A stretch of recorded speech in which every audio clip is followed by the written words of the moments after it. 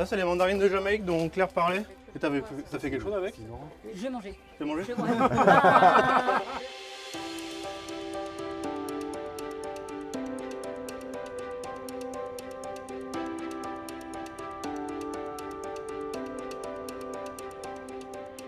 On a commencé la journée par la rencontre d'Étienne et de Perrine.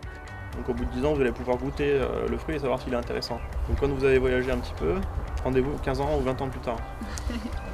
Alors ici, on cultive plus de 1000 variétés d'agrumes. Notre travail, c'est vraiment un travail sur mesure qui fait qu'on est vraiment dans l'échange avec les chefs. Donc à la fois, les chefs viennent visiter ici l'exploitation pour se rendre compte un peu du contexte dans lequel ils sont cultivés.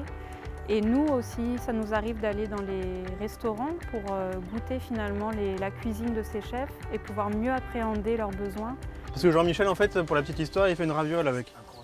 Avec quoi? Avec la main de Bouddha coupée en tranches. Par exemple, la bergamote, quand elle est très verte, Anne-Sophie Pic, elle l'adore. Parce que elle adore vraiment le parfum pur bergamote.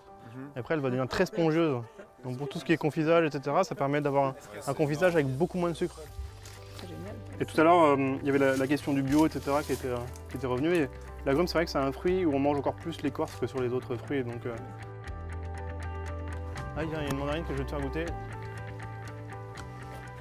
C'est croustillant. Ouais, c'est croustillant aussi. La texture est marrante.